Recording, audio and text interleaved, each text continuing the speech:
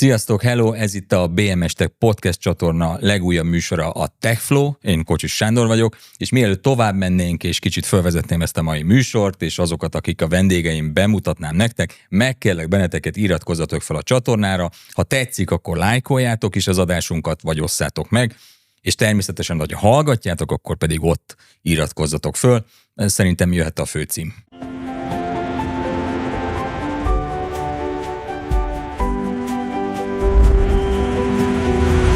Már is itt vagyunk, sziasztok újra, és természetesen nem vagyok egyedül, itt van velem Hevesi Blanka, a HPM munkatársa. Szia Blanka! Sziasztok! És természetesen, aki nélkül én már podcastet nem kezdek, az Tiba Tomi, az Ingramtól. Szia Tomi! Sziasztok! Az a helyzet, hogy ez az első adása a TechFlow-nak itt a csatornán. Ugye a mottónk az az, hogy komoly témák könnyed megközelítésben.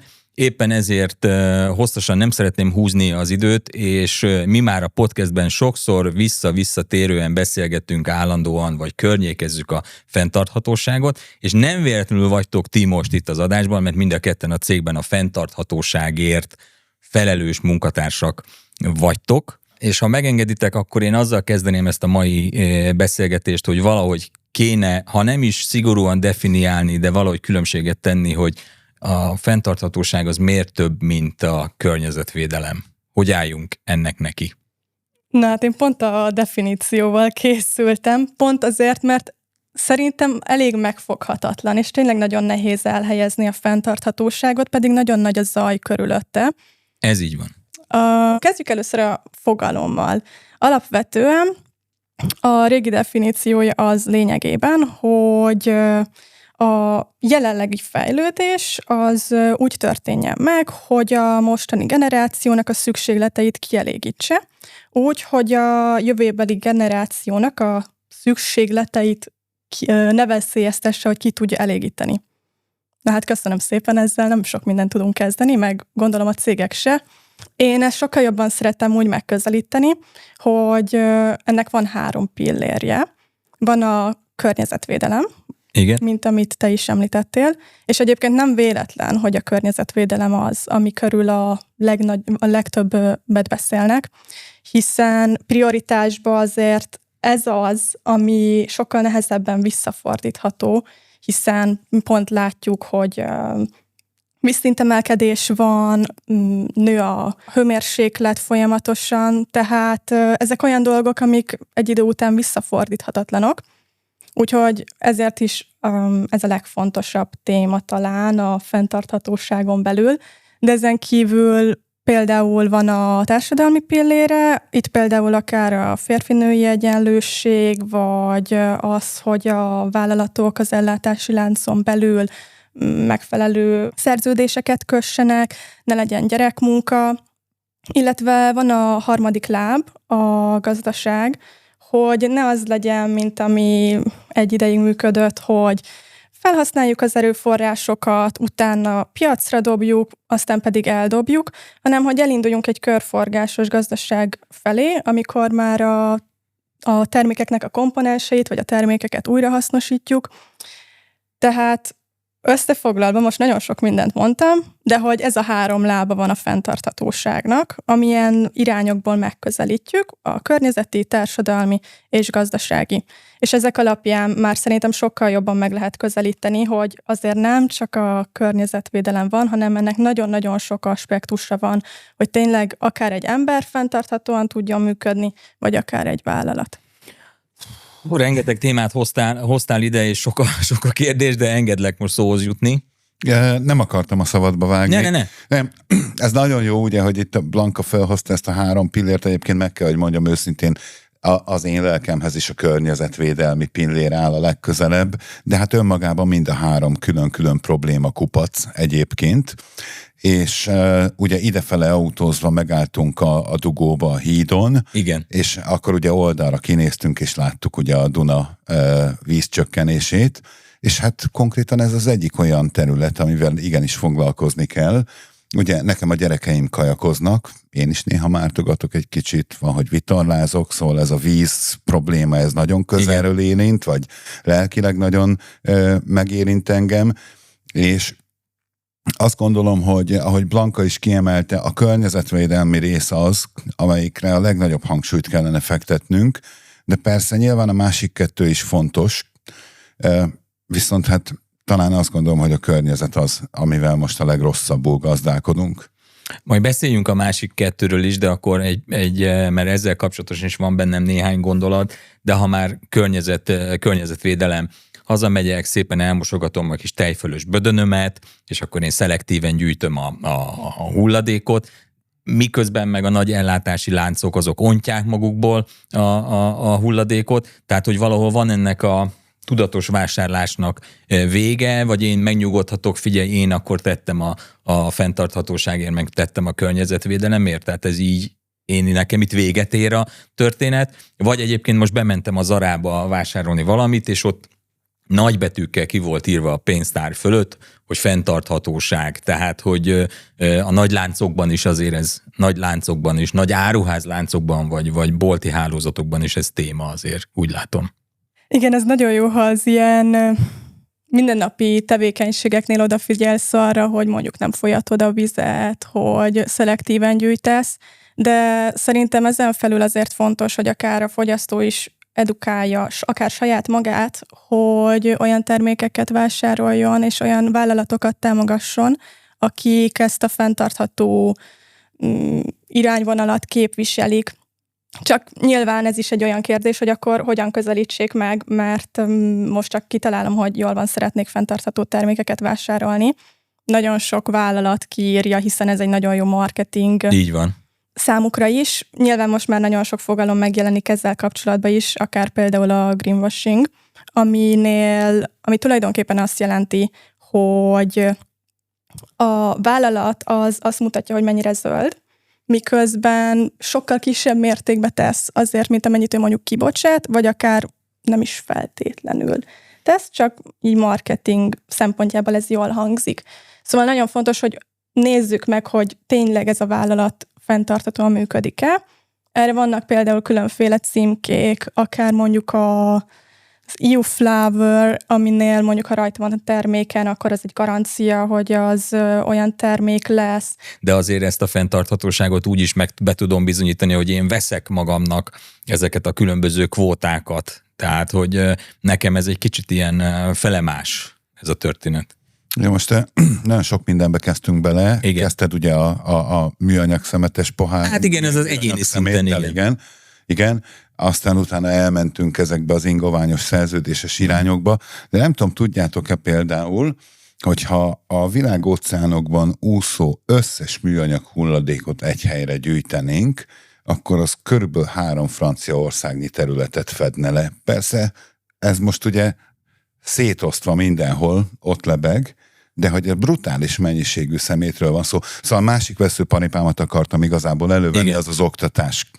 Hogy ez, amiről beszéltek, óriási nagy szórást mutat világszerte, hogy hogyan bánunk a hulladékokkal, tehát brutális a skálának az eleje és a vége közötti különbség, és azt gondolom, hogy megint itt az oktatás, de a globális oktatásnak lenne a felelőssége az, hogy egyáltalán ezen a területen valóban előre tudjunk jutni, mert egész addig, amíg a világ egyik részén az a természetes módja a szeméttől való megszabadulásnak, hogy bedobom a folyóba, ugye? Van olyan ország, ahol a szemétnek kevesebb, mint 1%-a nem kerül feldolgozásra. Tehát ez brutálisan nagy szórás. Ez az, amivel tennünk kéne. Na és itt jön a kérdés, hogy akkor kinek a felelősség az oktatás, mert én elmondtam a véleményemet, hogy szerintem alapvetően a fogyasztó is edukálja magát, és legyen tisztában azzal, hogy igen, akkor amikor használom a terméket, hogyan használom megfelelően, illetve utána akkor hogyan tudom újrahasznosítani, vagy hogyan lehet megsemmisíteni. De már van egy olyan irány, hogy lehet, hogy inkább a vállalatoknak kéne átvenni ezt a felelősséget, vagy nyilván ugye az edukáció akár az iskolákban el kéne, hogy kezdődjön, vagy akár otthon a szülőktől, de hogy akkor én is kérdezek, szerintetek melyik lenne a legideálisabb, vagy melyik az, ami a legreálisabb? Sokat beszélgetünk különböző oktatásokról itt a podcastben, és az egyik megkerülhetetlen rész nyilván az otthoni oktatás, hogy otthon a családban tudatosak vagyunk, és ezekre az apró dolgokra odafigyelünk. Tehát én azért ezt mindenképpen fontosnak tartanám, de nyilvánvalóan hogy ezekre egy vállalatban hangsúlyt fektessünk. Én azt gondolom, hogy egyre inkább erre szükség van, de valahogy ez a kettő mégiscsak összefügg, és mielőtt a Tomit hagynám válaszolni, majd utána térjünk erre vissza, mert ugye ezzel kapcsolatosan van ez az ESG vagy ESG nevű történet, amiről egyébként én magam nem tudom eldönteni, hogy ez most valóban hasznos, vagy csak valamilyen bürokratikus történetről beszélünk. Csak annyit akartam ehhez hozzátenni, hogy a Blanka kérdésére a válasz az nem a vagy, hanem az és logikai reláció. Tehát ezt a fajta tudatos oktatást, ezt minden szinten kell csináljuk. Kell csináljuk a családban, a nagyvállalatoknál és a közoktatásban is, mert ez egy olyan össznépi játék, ahol csak akkor jutunk előre, hogyha mindenki ugyanabba az irányba akar menni.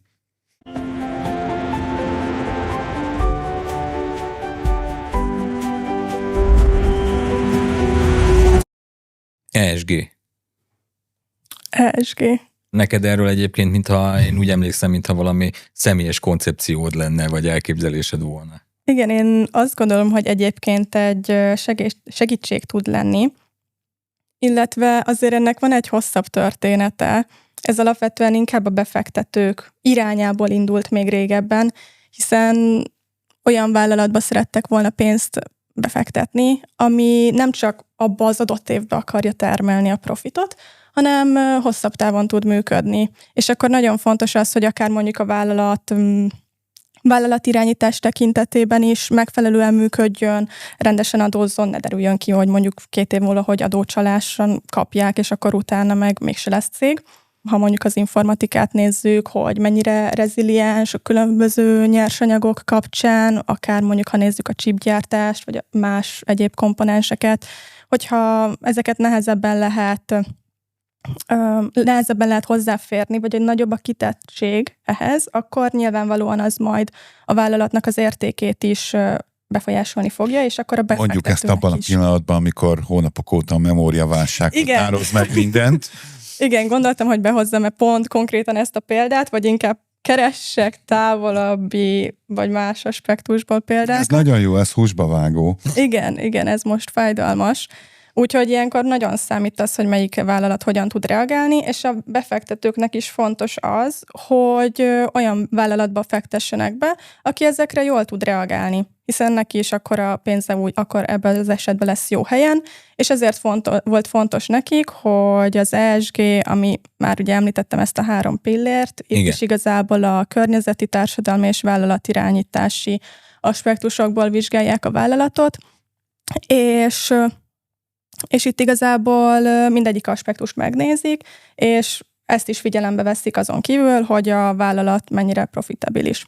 Blanka, te mit gondolsz erről, hogy hol van az a pont, amikor egy vállalat már nem csak ilyen kötelező, letudandó, bürokratikus dolognak érzi ezt az ESG-t, hanem átvált abba az üzemmódba, hogy igen, ez hasznos, és hogy üzletileg megtérül. Mert azért legyünk őszinték, mindannyian hiszünk benne, hogy ez a fajta tudatosság üzletileg megtérül, de nagyon sokan még csak a bürokratikus nyomást és a szabályokat érzik magukon, és talán nem jutottak el a tudatosságnak arra a fokára, hogy tényleg érzik azt, hogy ez meg fog térülni. Mi lehet az a pont, ami váltás lehet? Azt gondolom, hogy nyilván, amikor már ezt pénzügyileg is tudják tapasztalni, hogy ez megtérül, meg pont amiről beszéltünk, hogy ez egy marketing tekintetében is egy nagy érték tud lenni, illetve már egyre több olyan vásárló van, akinek fontos a fenntarthatóság. Úgyhogy előbb vagy utóbb szerintem ez az irány egyre inkább fontos lesz, és egyre inkább fontos lesz, hogy ezt ki tudják kommunikálni. Akár mondjuk egy vállalat is inkább ilyen cégekkel akar majd üzletet kötni, főleg, hogy több szabályozás van, és például mivel az EU-nak nagyon sok klímacélja van, ezek kapcsán nagyon sok szabályozást kialakítottak, és van például egy olyan is, aminél a beszállítókat vizsgálják.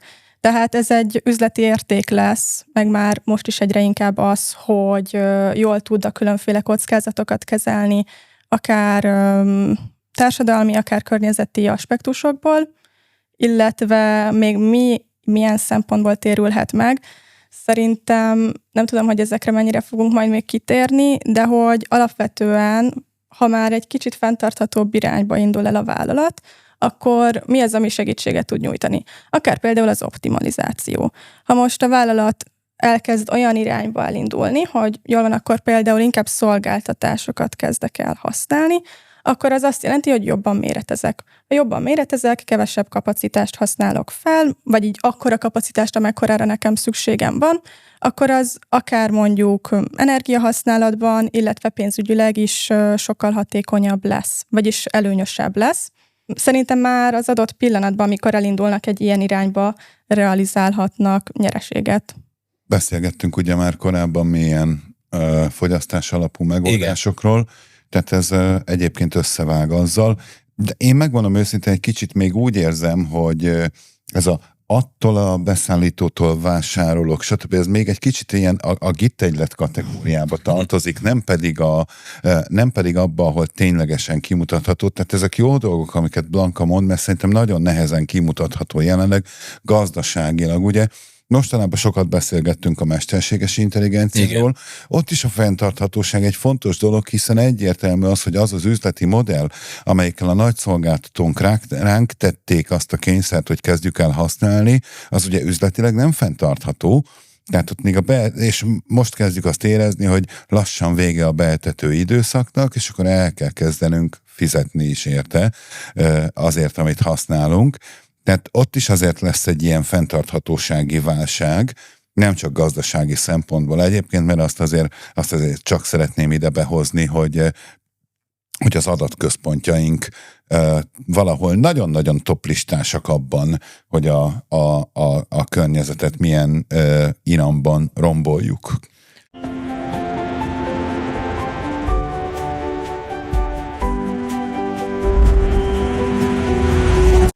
Ha már adatot hoztál az előbb, és egyébként ez lett volna a következő, ahova át akartam menni, hogy technológiai cégeknél dolgozunk, és ezekben a fenntarthatósági vitákban a technológiai fejlődés mindig ott van, az energiafogyasztás. Most olvastam egy ilyen, vagy készültem el az adásra, meghallgattam néhány podcastet egyébként ebben a témában, és akkor jött egy ilyen adat, hogyha egy Google keresés az 0,3 wattóra, míg egy AI által elküldött prompt 3 wattóra. Tehát, hogy ez nagyjából összecseng azzal, amit te mondasz, hogy az informatika, meg ezek az adatközpontok azért a fenntarthatóság szempontjából most még kétségesek. Abszolút, sőt hozzá kell tennem, hogy széndioxidokról beszél mindenki, meg kvótákról, meg stb. Holott már rég nem a széndioxid a központi kérdés, hanem a víz. És ha már említetted a mesterséges intelligenciát, akkor egy bonyolultabb feladat, amit te kiadsz valamelyik nyelvi modellnek, annak a vízfogyasztása mondjuk egy fél literes ásványvíz palackkal egyezik meg. Tehát, hogy igen, ezek nagyon fontos problémák, csak szeretjük a szőnyeg alá söpörni. És gondoljatok bele abba, hogy ugye, és a felhőszolgáltatások, a nagyvállalati rendszerek, ugye mind ebbe a kategóriába tartoznak. Gondoljatok csak bele abba, hogy mennyi olyan adat van a felhőszolgáltatóknak a tárterületén, amire senkinek semmilyen szüksége nincs. Elmentetted, leraktad, soha többet az életbe senki nem fogja használni semmire. Jelenleg, ezt nevet is adtak már ennek a jelenségnek, ez a dark data. Tehát ez az adatszemét, ami ott lakik az adatközpontjainkban, 2026-ra állítólag a felhőszolgáltatóknál tárolt adat 90%-a ilyen. Ez azt az jelenti, brutális, hogy ez az igazi környezetszennyezés, nem az, amikor a gőzhajó elviszi a konténert A-ból B-be, mert gyakorlatilag ez az elektromos energia mennyiség, amit arra fordítunk, hogy azokat az adatokat, amiket amúgy kitörölhetnénk a fenébe, vagy eltehetjük mágnes szalagra például, hogy hosszú időn keresztül megőrizzük, azoknak továbbra is ott fűtünk egy adatközpontban. Valami komment? Igen, közben meg kiteszik a felhőszolgáltatók, hogy 2030-ra meg 40-re milyen klímacélokat tűztek ki, és hogy milyen megújuló energiaforrásokat fognak felhasználni, de akkor ezek szerint igazából már lenne egy sokkal egyszerűbb megoldás, mármint hogy kiegészítőként, hogy mennyi adatot kitörölhetnének. Hozzá kell tennem, ez olyan, mint a tejfölös poharad egyébként, tehát Igen. ugye a szelektív hulladékgyűjtés, amíg te magad csinálod, addig sokat nem tesz hozzá, ha mindenki csinálja, akkor igen. Amikor elmosod a tejfölös poharat és külön gyűjtöd, annak ugyanannyi a hatása, mint hogyha kitörölsz egy szükségtelen fájlt a fájrendszerből. 2024-es magazin itt van nálam, ez a Computer Trends. Egyébként nem véletlenül mutatom, hamarosan Virág Attila vendég lesz a podcastben, de most nem erről akartam beszélni, hanem volt egy rövid megjegyzés benne, amit szeretnék felolvasni, arra vonatkozóan, amit az előbb mondhatok, 2024-es cikk. A nagy felhőszolgáltatók mindannyian elkötelezettek a nettó nullás kibocsátás irányába, nem csak saját működésükre vonatkozóan, hanem azért is, hogy segítsék a szolgáltatásokat igénybe vevő ügyfeleket szén-dioxid kibocsátásuk csökkentésében. Az Amazon vállalta, hogy 2040-re nulla kibocsátást ér el, még a Microsoft ezt 10 évvel túlszárnyalta. Túlszárnyalta az, hogy később lesz, vagy korábban? Hogy 2003, hogy korábban. Oké, és hogyan? 100%-os megújuló forrásokból állítják elő a felhasznált. Úgy, hogy vesz magának szén-dioxid kvótát hát például? ezt akartam mondani, hogy most igazából ezt szerintem úgy tudja, hogy vesz, nem? Alapvetően igen, ezzel szokták kijátszani, bár ha jól láttam, akkor nem akarok hülyeséget mondani, de talán pont a Google-nek a felhőszolgáltatója célozza meg azt, hogy napi 24 órába megújuló energiaforrásból tudják ezt megoldani. Kíváncsian várom, szintén szólva. Egyébként, ha már egyéni fenntarthatóság, és akkor elmosogatom a tejfenes bödönömet, anélkül, hogy ide rángatnám a családi életemet, közeli hozzátartozón vásárolt egy hűtőt, elmentem be a hűtőboltba, ahol volt olyan hűtő is, aminek a közepén van egy nagy tablet. És ha én megmondom, hogy mit akarok főzni, akkor ez a tablet és a mögötte lévő algoritmus megmondja, hogy mi hiányzik nekem a hűtőből, illetve készít nekem egy bevásárló listát is, mellette a gyerek meg a Robloxot tudja rajta játszani. Na most akkor ez így soha nem lesz fenntartható. Ez csak egy melléktermék egyébként, a modern technológiai fejlődésnek egy mellékterméke, és ugye most akkor megint visszakanyarodva a mesterséges intelligenciára, igen, nem fenntartható, de mi más lesz nekünk a segítség abban, hogy megoldjuk ezeket a problémákat. Én továbbra is hiszek benne, hogy pont az a jelenleg nem fenntartható mesterséges intelligencia lesz a megoldás arra, hogy fenntarthatóvá tegyük ezeket a rendszereket. Gondolj csak bele abba, hogy hogyan másképpen tudnád ezt az egészet megszervezni, hogyan másképpen lehetne levezényelni, ha nem eleve a technológiát úgy fejlesztjük, úgy készítjük, hogy ezeket a problémákat megoldja. Mivel tudod majd figyelni, mérni, analizálni, optimalizálni ugye a fogyasztást, akár legyen az emberi fogyasztás, az élelmiszerfogyasztás, vagy a villamosenergiafogyasztás, mint sem az infrastruktúrával, az informatikai infrastruktúrával, ami segít neked ezt mérni, monitorozni, szabályozni. Tehát itt van a megoldás, csak még nem jutottunk el oda.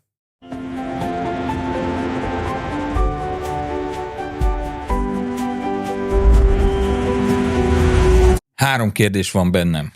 Az egyik, hogy egy nagy vállalat, mint a HPE, ezen a területen hogy gondolkodik, és aztán majd megyünk tovább a másik kettőre.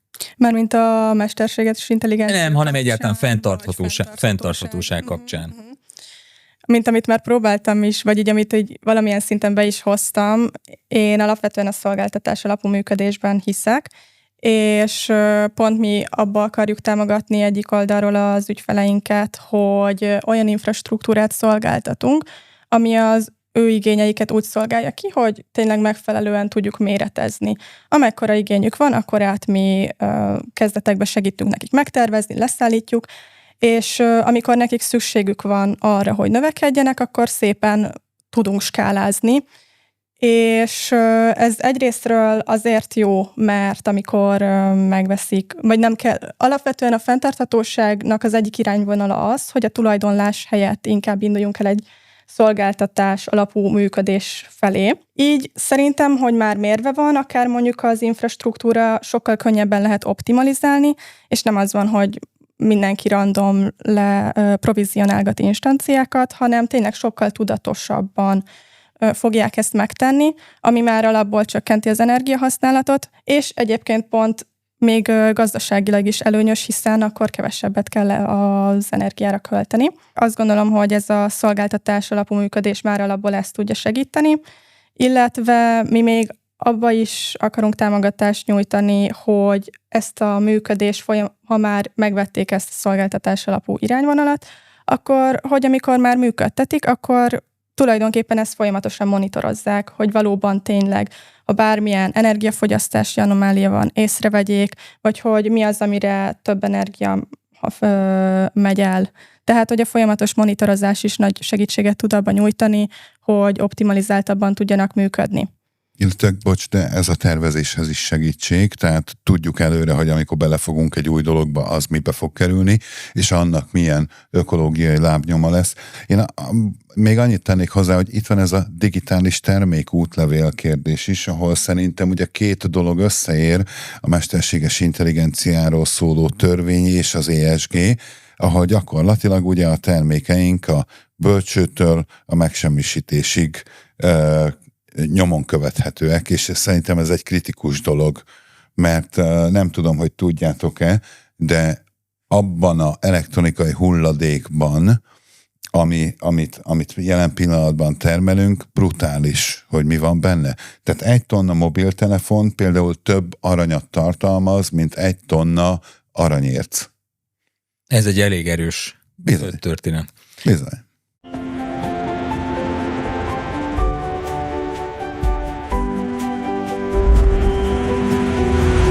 De ha már itt tartunk, és tényleg vége felé közeledünk, azért 2 dolog még mindenképpen motoszkál bennem.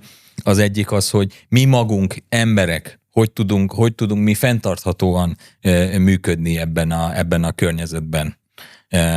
Gondolok itt egyébként az ilyen toxikus munkahelyekre is akár, hogy ebben mi hogy leszünk fenntarthatóak. Mert a kiégés, a hajtás, a folyamatos always online, always on, ez egyébként egyenesen vezet oda, hogy valamiért mégse tudunk fenntarthatóak lenni. Nekem erre egyszerű válaszom van, tehát el kell menni evezni, vagy vitorlázni, és akkor ugye az mind feloldja az összes ilyen dolgot, ami megint visszavezet egyébként a környezetvédelemre. Blanka? Igen, én kiegészíteném azzal, hogy szerintem nagyon fontos, hogy ismerjük a saját határainkat, hogy mennyi az, amit mi bírunk, mennyit tudunk elvállalni akár a munkahelyünkön, és igenis tudjunk nemet mondani akkor, ha már azt érezzük, hogy túlterheltek vagyunk, és már sok az a feladatmennyisége, amit nekünk kiadnak. Illetve szerintem ez 2 irányú dolog. Én azt gondolom, hogy alapvetően mi magunk vagyunk felelősek azért, hogy ne égjünk ki, és nekünk kell tenni azért, hogy tényleg akkor odafigyeljünk arra, hogy mondjuk nem hagyjuk túl magunkat, de attól függetlenül szerintem a vállalatnak is fontos, hogy ezt biztosítsa, vagy hogy ezt próbálja támogatni. Akár azzal, mondjuk az én generációmnak egyre inkább fontosabb az, hogy mondjuk rugalmas legyen a munkavégzés. És szerintem egy olyan vállalat, ami ezt tudja támogatni, az akár vonzóbb lehet, mint ahol mondjuk egy picivel több pénzt tudnak nyújtani. Vagy az a vállalat, ahol jobb a légkör, ahol akár mondjuk nem tudom, nyújtanak sportolási lehetőséget, hogy közösen sportolunk, ahol azt érezzük, hogy megbecsülnek minket, oda sokkal szívesebben fogunk menni, főleg ha közben figyelembe veszik azt, hogy meghúzod a határaidat. Egy kicsit szerintem egyébként a home office-nak ez a nehézsége, nagyon sok előnye van, meg én is ezért szeretek otthonról is dolgozni, de hogy ott szerintem könnyebben bele tudunk csúszni abba a hibába, hogy mondjuk 5 után nem csukjuk le a gépet, és akkor még jól van, ezt az egy feladatot még megcsinálom, meg van egy projekt, ami most nagyon SOS, és akkor ez még belefér.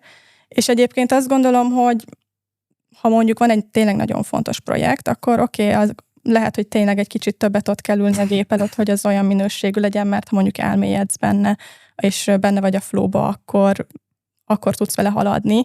Viszont akkor cserébe A TechFlow-ban. TechFlow. Igen. És viszont akkor cserébe legyen az, hogy mondjuk a vállalat azt abban rugalmasabb, hogy mondjuk oké, akkor te most egy kicsit tovább dolgoztál, de viszont akkor másnap mondjuk elmehetsz reggel edzeni egyet még munka előtt, és akkor mondjuk 1 órával később mész be. Nőként a technológiában megfelelni nehezebb, vagy könnyebb, mert hogy hogyha valaki például most a BMS Tech Podcastnek a rövid videós platformjait nézi, akkor nagyon kevés nőt talál, és ez egy kicsit önmagában is nekem kicsit olyan visszatetszőnek tűnik, de hogy nők az IT-ban. Ezt te hogy látod? Ehhez néztem is egyébként adatot. Azt láttam, hogy így 2020 környékén, amikor csináltak egy felmérést, akkor ilyen 8-10%-a volt nő az IT-n belül. Szerintem ez amúgy azóta növekedhetett. Én gazdaságinformatikusként végeztem, és ott egyébként ilyen 20-30%-a volt nő a szaknak. Én alapvetően azt gondolom, hogy az informatikán belül is azért elég nagy a skála, szóval lehet mindenki a saját személyiségéhez meg tudja találni azokat a területeket, ami hozzápasszol, akár ha mondjuk inkább programozni szeret, és csendet szeretne maga körül, akkor meg tudja találni azt, tud akár mondjuk workshopokat tartani bizonyos témákról, szóval, hogy tényleg meg lehet találni azt a területet informatikán belül, ami téged érdekel. Diszkrimináció azért meg egy kicsit van. Szóval, hogy szerintem a nőknek egy részében benne van az, hogy már kicsiként is, hogy informatika az nagyon fiús, és ez még azért szerintem sok lányban benne van, de én amikor például egyetemre jelentkeztem, akkor már nagyon sok ösztönző volt, vagy nagyon sok reklám volt, hogy próbáld ki magad csajként. Most is vannak ugyanúgy például akár ösztöndíjak, hogy nőként próbáld ki magad.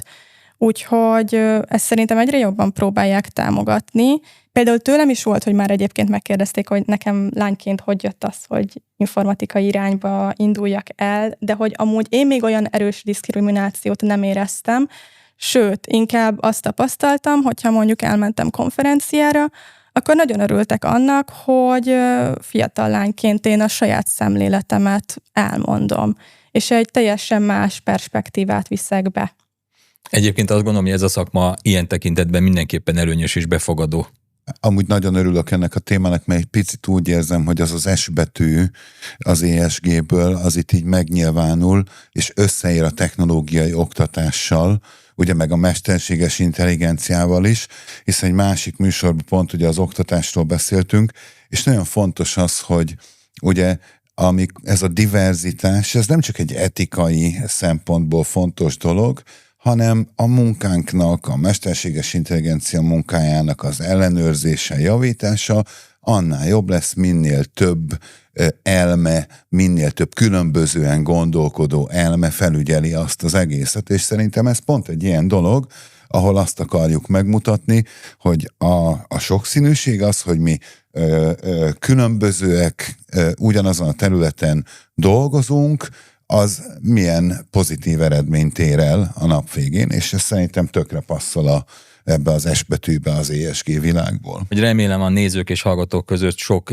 színes elme és sokféleképpen gondolkodó elme volt. Blanka, Tomi, nektek pedig köszönöm, hogy itt voltatok, és a Flow-ba voltunk, Tech Flow-ba voltunk itt a BMS Tech Podcast csatornáján, és fogjuk még folytatni, mert azt gondolom, hogy bennem legalábbis még rengeteg kérdés meg észrevétel maradt. Köszönöm szépen nektek. Jó volt a flow, köszönjük, sziasztok! Köszönjük, sziasztok! Köszönjük nektek, hogy itt voltatok, iratkozzatok föl, ha bármilyen kérdés, észrevétel van, akkor itt a lent olvasható e-mail címen jelentkezzetek, hamarosan találkozunk. Hello!